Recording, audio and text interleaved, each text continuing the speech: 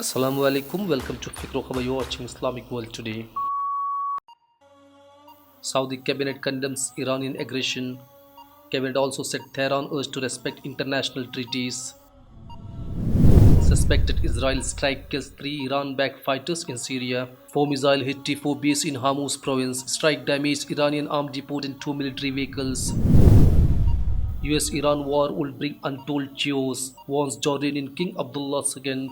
The king warned of re-emergence of Daesh in Iraq and Syria. Qatari top diplomat in Iraq to discuss regional tension. Visit aims to reduce tension in region following US assassination of top Iranian general. EU embassy in Moscow obstruct Libya ceasefire. Both sides expect ceasefire on January 12 in response to call by Turkish and Russian president. Israel starts exporting natural gas to Egypt. Israel to export 85 billion cubic meter of natural gas to Egypt over next 15 years. Rocket attack hits Iraq military base housing US forces. Al-Taji military air base houses joint forces including Iraqi and American soldiers.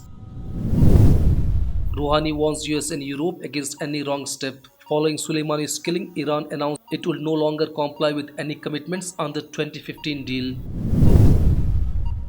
Sudan government forces retake intelligence buildings. Forces carry out raids and detain former security agents following revolt. Afghan peace parley faces gridlock over ceasefire. Weeks ahead of yet another deadly year of fighting, varying sides failed to agree on truce. Pakistan, rain and avalanches, death toll surges past 100. Avalanches kill 69, injures 40 in Pakistan administrated Kashmir alone.